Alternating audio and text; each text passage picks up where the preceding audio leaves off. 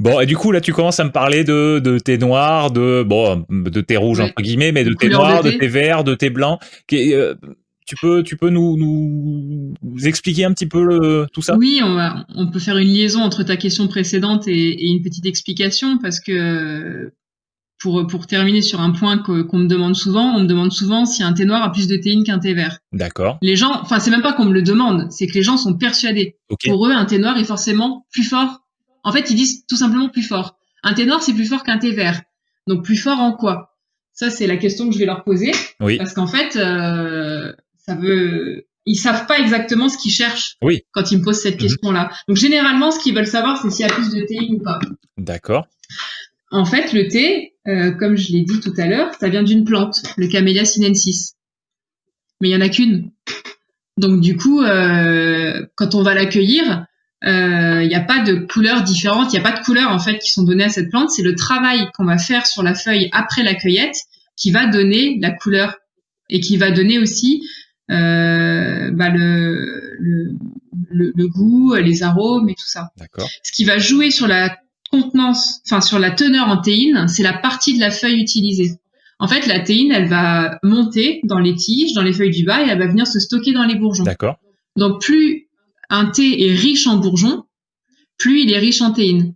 D'accord. Donc, la teneur en théine d'un thé ne dépend pas de sa couleur, mais de la partie de la feuille, en fait, qui est utilisée.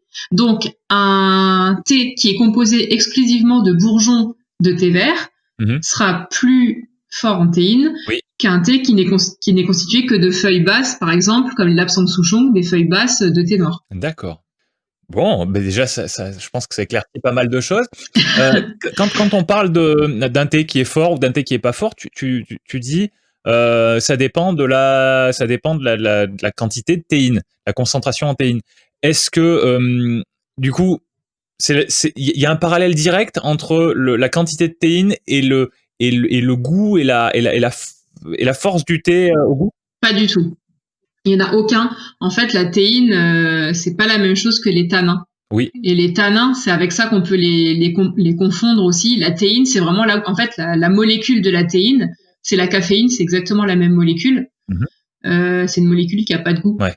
C'est une molécule qui va avoir un effet qui va être stimulant et non pas excitant, parce qu'en fait, dans le thé, tu as aussi des polyphénols et tu as d'autres molécules qui vont se mélanger, qui font que la molécule de la théine, elle va être assimilée et elle va être relâchée, je sais pas si c'est le terme, mais libérée, on va dire, pendant 8 heures. Uh-huh.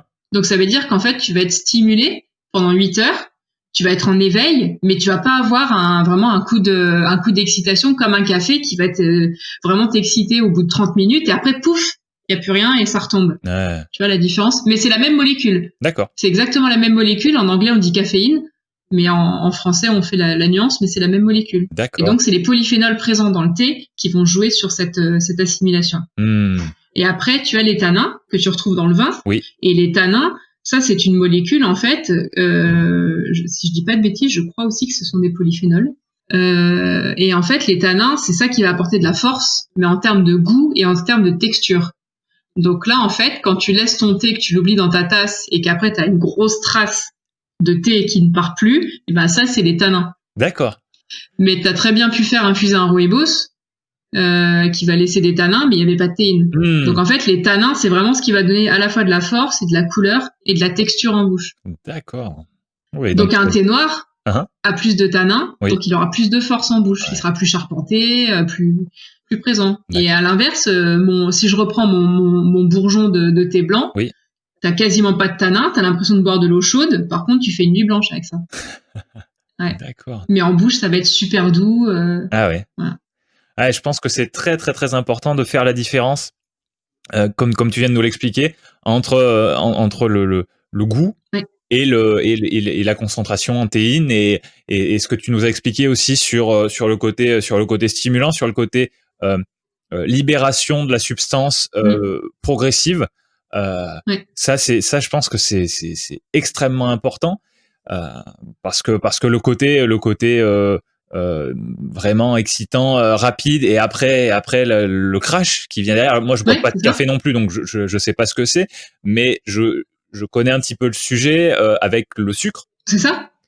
Bien sûr. Et voilà, effectivement, c'est très très désagréable de se sentir d'avoir beaucoup d'énergie entre guillemets d'un coup, et après, boum, et avoir besoin de reprendre du sucre.